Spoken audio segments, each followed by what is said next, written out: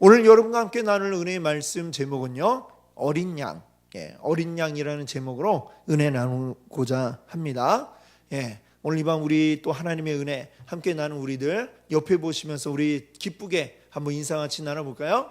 잘 되고 있습니다. 기도하면 됩니다. 잘 되고 있습니다. 기도하면 됩니다. 오늘 우리 기도하기 위해 모인 우리에게 하나님 또 큰 은혜 내려주실 줄 믿습니다. 우리 계속해서 금요일 밤에 우리 요한계시록 말씀을 함께 생각하고 있습니다. 이 요한계시록 말씀을 우리가 크게 네 부분으로 이제 나눈다고 했어요. 무엇을 기준으로 나눴냐면 사도 요한이 성령에 이끌려서 내가 무엇을 보았더니 이런 표현이 4번 나옵니다. 그러고 나서 요한이 이제 보게 되는 계시들, 그러니까 요한이 크게 보면 4번에 걸쳐서 계시를 보았고 그것들을 이제 적어 놓은 것이 요한계시록이에요. 그 4번의 계시에 따라서 이제 우리가 생각을 해 나갈 때에 지금 우리가 본 부분은 2번째 계시에 해당이 되겠습니다. 4장이 아니죠. 맞죠. 4장과 5장이 4장과 5장이 이제 그 2번째 계시의 시작 부분이 됩니다. 2번째 계시는 이제 16장까지에 이제 쭉 걸쳐져 있는데 그것을 이제 둘로 나눌 때 4장, 5장, 그다음에 7장에서 16장까지로 이렇게 둘로 나눌 수가 있어요. 4장과 5장은 뭐냐면 사도 요한이 하늘나라 전망대에 이제 올라간 거기서 본 광경을 묘사했다 이렇게 말씀을 드렸습니다. 높은 하늘나라 전망대에 딱 올라가가지고 하늘나라를 쫙 이렇게 보니까 제일 가운데 뭐가 있어요? 4장에서는 이제 무엇입니까? 그 하늘나라 중심에 있는 하나님의 보좌, 하나님의 보좌를 중심으로 이제 설명을 합니다. 하나님이 계시고 그 보좌 주위에 24장로들이 있고 또 누가 있어요? 4생물들이 있고 이 24장로들 그리고 4생물들이 밤으로 낮으로 주님을 찬양하며 거룩하다 거룩하다 거룩하다 이렇게 밤낮 없이 찬양하고 있는 그 모습을 이제 1장에서 묘사를 했습니다. 1장은 성부 하나님에게 이렇게 초점이 맞춰져 있다면 1장이 아니라 4장이요. 5장은 이제 그 초점이 누구에게로 넘어가느냐 하면 성자 예수님에게로 초점이 넘어가고 있습니다. 5장이 시작될 때 보니까 그 하나님이 앉으신 보좌로 이제 쫙 초점이 이제 맞춰져요. 거기에 앉으신 이의 오른손에 보니까 뭐가 들려져 있는데 뭐가 들려 있냐면 두루마리. 두루마리 뭔지 아시죠? 이렇게 둘둘 마른 그 두루마리. 화장지가 아니고 두루마리 이런 글을 적은 두루마리가 딱 들려져 있습니다. 하나님의 오른손에 들려진 그 두루마리를 보니까 안팎으로 글씨가 빽빽하게 적혀져 있고 거기에는 7개의 봉인이 딱 되어 있더라라고 이렇게 요한이 설명을 하고 있습니다. 이 하나님의 오른손에 들려져 있는 그 두루마리는 무엇을 적고 있는 것일까요? 하나님의 구속 계획을 적어 놓으신 것들입니다. 하나님이 이 세상을 어떻게 이루어 가시고 그리고 마지막에 어떻게 하나님의 그 구속 계획을 이루어 가실 것인지에 대한 계획들이 아주 빽빽하게 이렇게 앞으로 뒤로 적혀져 있는 것이죠. 그런데 그때에 보니까 한 천사가 외칩니다. 2절에 보니까 뭐라고 외쳐요? 누가 그 두루마리를 펴며 그 인을 떼기에 합당하냐? 이거 그 두루마리 인봉이 되어 있는데 이 인을 누가 뗄 것인가? 라고 이렇게 묻고 있습니다. 그래서 요한이 막 누가 뗄 거야? 누가 뗄 거야? 하고 막 둘러봤는데 그걸 뗄 만한 자가 눈에 보이지 않더라 라는 이런 이야기를 합니다. 그래가지고 이 요한이 크게 슬피 울었다는 그런 말씀이 나오지 않습니까? 그 요한이 막 울고 있는데 보니까 이 요한에게 그 하나님의 보좌 옆에 있던 24장로 가운데 한 사람이 이제 요한에게 말하기를 5절에 이렇게 얘기합니다. 유대지파의 사자 다윗의 뿌리가 이겼으니 그 두루마리와 7인을 떼시리라.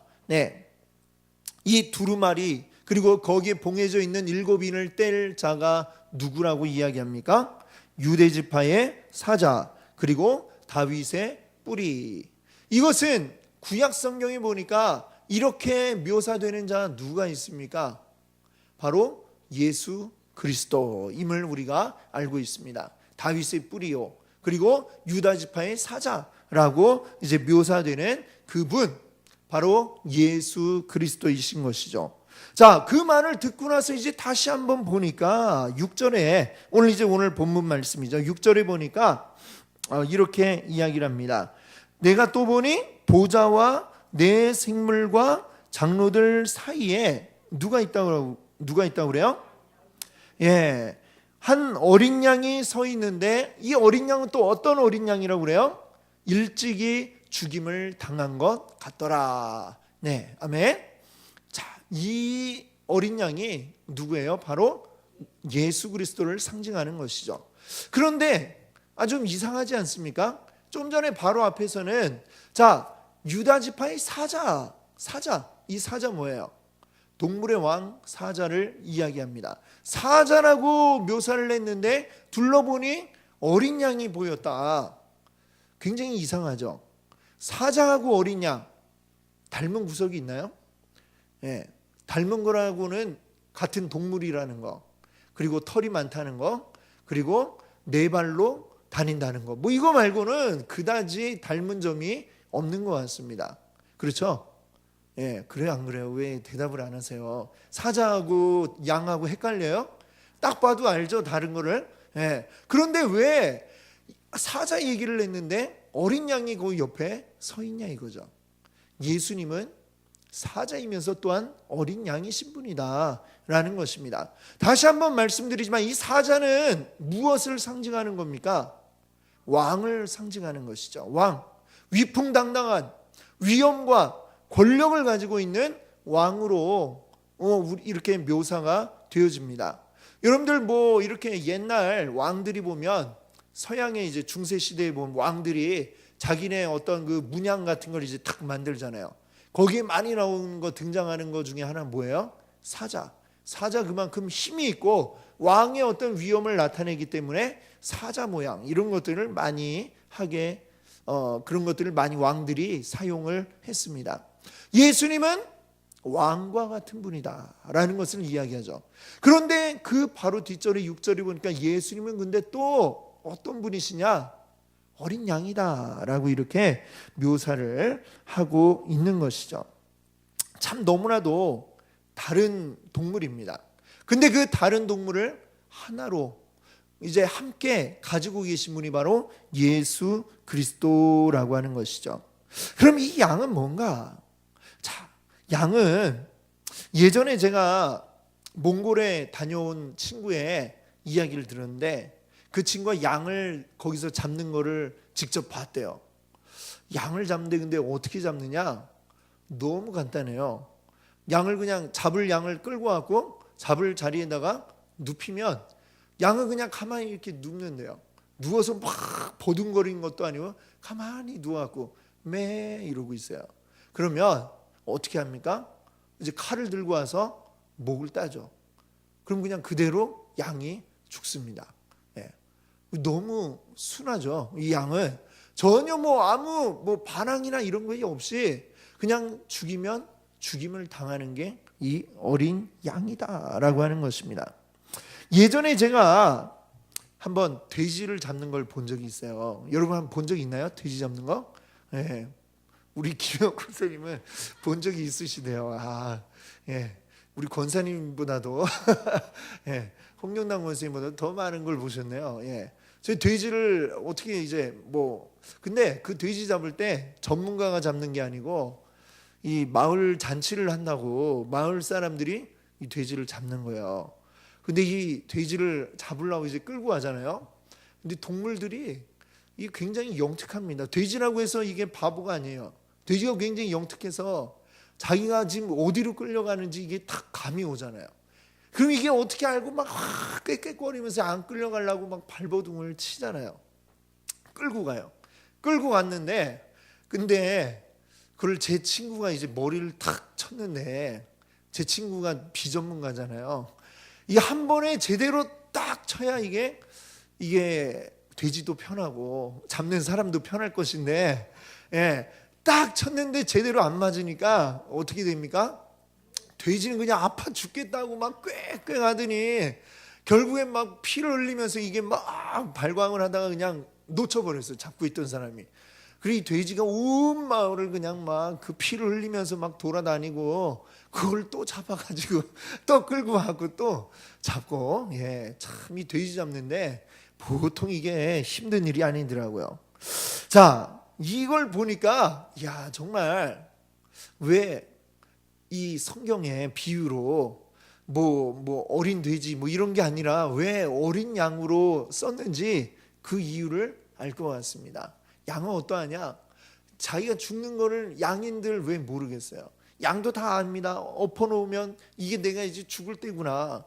주변의 분위기 또 막 칼 들고 있는 거 보면 양도 다 알겠죠. 그럼에도 불구하고 죽어야 될 때에 순종함으로 그가 그냥 죽는 게 이 양이다라고 하는 것입니다. 그래서 이 요한계시록 5장에서는 사자와 함께 어린 양을 이야기하고 있습니다. 그럼 이 일찍이 죽임을 당한 어린 양, 이게 바로 누구입니까? 우리 예수 그리스도죠. 일찍이 어떻게 죽임을 당하셨어요? 십자가에 달려서 죽임을 당한 바로 우리 어린 양 예수 그리스도입니다.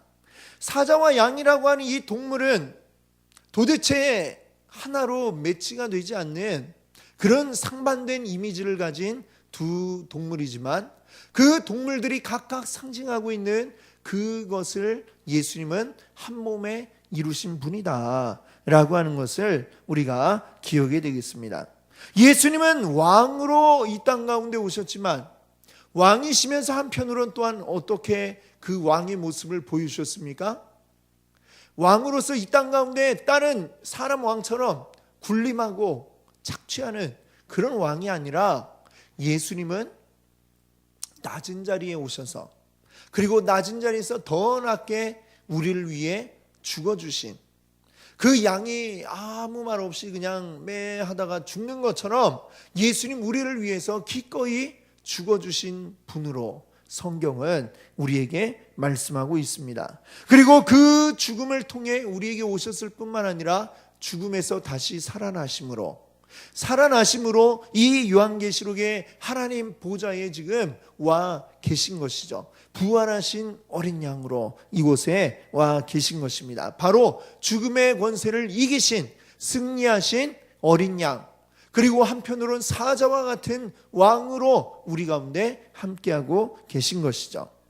여러분, 예수님이 지신 그 십자가는 이 세상 가운데 요즘은 십자가라고 하는 이미지가 이제는 뭐 전 세계에 기독교가 이제 다 뭐 퍼져나가다 보니까 안 믿는 사람들도 십자가가 뭔지 다 알죠. 때로는 이 십자가라고 하는 게 어떤 뭐 패션 아이템으로 목걸이로도 착용이 되고 뭐 이렇게 가까이 합니다만 사실은 이 십자가라고 하는 게 뭡니까? 십자가가 뭐예요 원래? 뭘 하던 도구입니까? 사람을 죽이던 사람을 처형하던 도구였죠. 만약에 누군가가 뭐 좀 약간 비슷하긴 하지만 우리나라는 사람 사형시킬 때 어떤 걸 사용해요? 목에다 이렇게 줄을 걸어가지고 교수형 시키지 않습니까? 그럼 뭐 누가 교수형 할 때 하는 그 밧줄을 목에다 이렇게 막 걸고 다닌다 그러면 어떨 것 같아요? 정신 나갔다라고 하겠죠? 근데 오늘날은 이 십자가, 한때는 사람을 처형하던 이 도구가 이렇게 뭐 자연스럽게 목걸이처럼 이렇게 달려있는 그러한 시대가 되었습니다.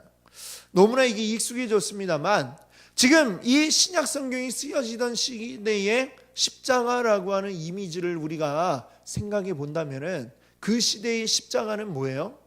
십자가에 매달린 자는 저주받은 자요, 어리석은 자요, 아주 극악무도한 나쁜 자였다라고 하는 것입니다. 그래서 신명기 21장 23절에 보면 뭐라고 말씀합니까? 나무에 달린 자는 하나님께 저주를 받았음이니라.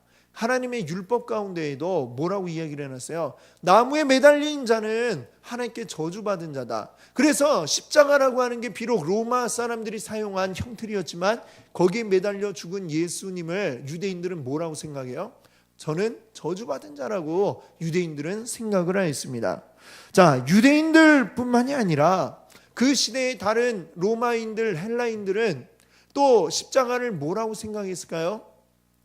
십자가에는 어떤 자들이 매달렸습니까? 그 시대에 로마의 반란을 일으킨 반역자거나 또는 아주 극악무도해가지고 본보기로 그냥 처형해야 될 아주 나쁜 죄질의 사람들, 그런 사람들만이 이 십자가에 매달리는, 그래서 정말 사람들이 보고 공포에 질려가지고 와, 저렇게 하면 안 되겠다 라는 이런 생각이 들도록 만들기 위해서 고안된 이 형틀이 바로 십자가입니다.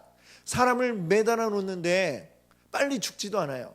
아침에 매달아 놔도 저녁이 돼도 다 죽지 않을 정도로. 근데 그 시간 동안의 고통은 너무나도 엄청난 그 형틀이 바로 십자가의 형틀인데 거기에 매달린다.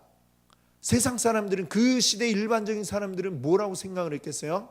진짜 나쁜 사람이구나, 아주 나쁜 사람이구나 라고 생각을 했을 것입니다. 그렇기 때문에 고린도전서 1장 18절에 보면 뭐라고 말씀하느냐면 십자가의 도가 멸망하는 자들에게는 어떤 것이라고 그랬어요? 미련한 것이요. 그 시대의 모든 사람들, 유대인들에게도 그렇고 다른 모든 그 시대의 사람들에게는 십자가에 달리는 것은 미련한 것이라고 생각이 되었습니다. 그런데 이게 어떻게 바뀌어졌어요? 그 뒤에 한 말씀을 볼까요? 구원을 받는 우리에게는 하나님의 능력이라. 아멘. 십자가에 매달리는 사람 아무도 그 시대에 저 훌륭하다라고 얘기하는 자는 하나도 없었습니다. 십자가에 매달린 걸 보면 손가락질하고 어이 나쁜 놈, 침 뱉고 이런 위치에 있었던 그 십자가, 아무도 그것을 이용하리라 생각하지 않았는데 하나님께서는 오히려 그것을 사용하여 어떻게 하신 것입니까? 예수님을 거기에 매달려 죽게 하심으로 우리의 구원을 이루셨다라고 하는 것입니다. 아무도 기뻐하지 않는 이런 십자가를 통해 하나님이 우리의 구원을 이루셨음을 여러분들 믿으시기 바랍니다.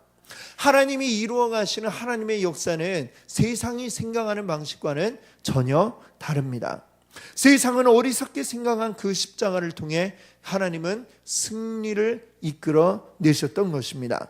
심지어는 사탄마귀조차도 그것이 예수님이 십자가에서 죽는 게 하나님의 승리라는 걸 몰랐겠죠.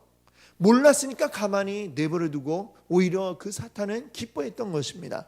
그런데 그 사탄마저도 전혀 생각지 못하게 오히려 하나님은 이 십자가를 통해 승리를 거두셨던 것이죠. 바로 이것이 하나님의 능력인 줄 믿습니다. 하나님의 일하심은 바로 이러하다는 것이죠. 여러분, 어린 양 예수, 일찍이 죽임을 당한 이 어린 양, 바로 그 예수님만이 이제 무엇을 하십니까? 7절에 보면 뭘 합니까? 하나님의 손에 들려있던 그 두루마리의 봉인을 이제 떼겠죠. 이게 뭡니까? 하나님의 구속 계획을 이루실 수 있는 분은 오직 누구뿐이라는 거예요? 예수 그리스도 한 분뿐이라는 것입니다. 그 손에 들려있는 하나님의 구속의 계획을 이룰 수 있는 그 능력이 어디에 있느냐? 예수 그리스도에게 있습니다. 다른 어디에도 없어요. 이 요한은 아무에게서도 그것을 찾을 수 없기에 눈물을 흘리며 꺼이꺼이 울 수밖에 없었습니다. 그런데 그곳에 서 있는 어린 양 예수 그리스도를 통해서 하나님의 구속 계획이 이루어져 나가는 것입니다. 여러분, 자 이제 7절을 한번 보세요. 7절이 아니고 6절 후반 부분에 6절 중간 이하 부분에 보니까 근데 그 일찍이 죽임을 당한 것 같은 이 어린 양의 모습을 이제 묘사해 놨는데 보니까 어떤 모습이요? 7뿔과 7눈이 있다라고 그랬습니다. 여러분, 7이라고 하는 숫자가 요한계시록에 굉장히 자주 나오죠. 앞에는 7 교회가 있었고요. 뒤에도 이제 계속 7이 나와요. 이 7이라고 하는 것은 완전함을 이 요한계시록은 의미하고 있습니다. 하나님이 세상을 창조하셔서 완벽하게 이루신 그 마지막 날, 7째 날, 그렇죠? 바로 이 7째 날인 것처럼 그 완전함이 이루어진 게 일곱째 날인 것처럼 요한계시록에서는 7이라고 하는 숫자가 완전함으로 이제 나타나고 있습니다. 그러면 일곱 뿔, 과연 이건 뭘까? 뿔이라고 하는 것, 사실은 그렇죠? 여러분, 양들이 보면 머리에 뿔이 있잖아요, 그렇죠? 근데 이 사람이 키우는 양보다도 보면은 산에 살고 있는 그 자연 상태의 산양, 이런 것들을 보면 뿌리도 어떻습니까? 더 엄청 막 크고 막 이렇게 막 삥삥 둘러져 있고, 보면은 막 와 멋지다 이런 말이 나오잖아요, 그렇죠? 그리고 이 뿔을 보면은 옛날에 어떤 장수들이 이제 쓰는 투구나 이런 데 보면 어떻습니까? 뿔 같은 걸 이렇게 막 달아놨죠, 그렇죠? 그게 뭐 무섭게 보이기도 하고, 또는 장군으로서 어떤 위험을 나타내고자 막 뿔 같은 걸 이제 달아 놓은 것을 우리가 봅니다. 이 뿔이라고 하는 것, 양들 사이에서도 이게 뿔이 크면 클수록 그 양이 더 힘이 센 양이에요. 양들이 어떻게 싸웁니까? 막 달려갖고 막 박치기를 하잖아요. 뿔을 가지고 서로 팍 맞부딪혀 쳐갖고 싸웁니다.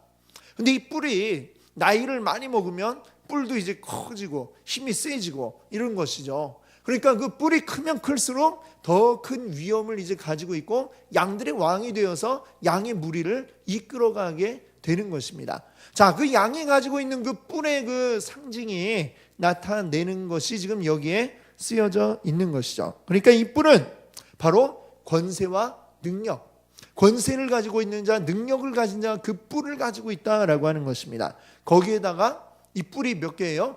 7개. 완전함을 뜻하는 7개의 뿔을 가지고 있습니다. 그렇다면 그게 무엇이겠어요? 완전함과 그 권세의 능력. 그러니까 이게 뭐예요? 완전한 능력을 가지신 분이다라는 그런 상징을 나타내고 있습니다. 그 다음에 또 7개의 눈이 있다고 그랬어요. 7눈. 우리가 그 앞에 4장에 볼 때에 4장에서 무엇이 나왔습니까? 그 네 생물들이 보면은 날개 가득하게 눈이 있더라라는 이야기가 나오죠. 근데 그 눈이라는 게 뭐예요? 눈은 어떤 역할을 하죠? 여러분, 눈으로 뭘 해요? 보죠. 보는 거. 눈이 많이 있다라는 얘기는 많은 걸 볼 수 있다는 얘기고, 그래서 많이 달려 있으니까 모든 것을 다 본다라는 그런 의미입니다. 그러면 여기에 어린 양에게 있는 7개의 눈, 상상하면 이상하죠. 근데 이 예수님이 실제 이런 모습이 아니라 이게 상징하는 어떤 의미를 가지고 있는 거죠. 7개의 눈이라고 하는 건 눈, 세상을 보는 통찰력, 거기에다가 완전한 7, 그러니까 완전하게 이 세상의 모든 것을 다 통찰하여 볼 수 있는 능력이 예수님에게 있다라고 하는 바로 그러한 의미를 가지고 있는 것입니다. 그래서 이 어린 양의 뿔과 이 눈, 완전한 능력과 그리고 완전한 통찰력, 그것을 가지고 이제 뭘 해나가실까요? 하나님의 구속 계획을 이루어 가시게 되는 것이죠. 자, 7절에 이제 보세요. 7절엔 이런 어린 양이며 사자이신 예수님이 이제 보좌에 앉으시니, 누가 보좌에 앉아 있습니까? 성부 하나님이 앉아 계시죠. 그 하나님 오른손에 들려있는 두루마리를 이제 딱 취합니다. 그리고 어떻게 하겠어요? 이제 너무나 간단하게 사실은 표현이 되어 있습니다. 그 오른손에서 두루마리를 취하시니라. 이렇게 말로 하면 그냥 한마디로 싹 끝나지만, 사실은 이 간단한 이 표현은 정말로 너무나 위대한 표현입니다. 이제 그 이후에 이루어질 일들이 뭐예요? 그 두루마리 안팎으로 쓰여져 있는 하나님의 구속의 계획들을 이제 예수님께서 이루어 가실 것을 여기에 이제 표현하고 있는 것입니다. 하나님의 그 구속의 계획이 이루어져 나가겠죠. 이것을 우리가 생각할 때에 이게 얼마나 놀라운 일인지, 그것이 이루어진다는 게 얼마나 우리에게 큰 일인지 우리가 생각할 수 있기를 바랍니다. 우리는 요한계시록을 바라볼 때에 단순히 여기에 나와 있는 어떤 재앙들 이런 걸 보면서 우리가 이걸 두려워할 것이 아니라고 여러분께 처음에 요한계시록 시작하면서 말씀을 드렸습니다. 그 재앙은 어디에 내려지는 재앙이에요? 세상, 하나님을 대적하는 것들을 향하여 내려지는 재앙입니다. 하나님의 대적한 자들이 심판을 받는다라는 것은 하나님은 살아계시다는 것이고 하나님의 공의가 이루어진다라는 것을 의미하고 있는 것이죠. 그게 이루어져야 우리 믿는 자들에게 또한 온전히 하나님의 뜻이 이루어질 수가 있는 것입니다. 그래서 우리는 요한계시록의 말씀이 뭐 이런 놀라운 무서운 일이 벌어진대, 무서워할 일이 아니라 그걸 통해서 그 다음에 이루어질 뭐예요? 하나님의 나라가 온전하게 우리 가운데 완전하게 이루어지게 될 것을 요한계시록이 말씀하고 있습니다. 우리가 바랄 것은 무엇입니까? 바로 완전하게 이루어질 하나님의 나라, 그 나라를 우리가 생각하며 나아가야 할 줄로 믿습니다. 아멘. 그래서 오늘 우리는 이 2절 말씀을 통해서 우리가 예수님이 어떤 분이신 걸 기억해야 됩니까?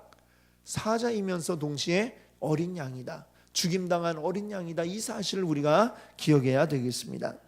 종종 말씀을 드립니다만 나니아 연대기라는 영화가 있었잖아요.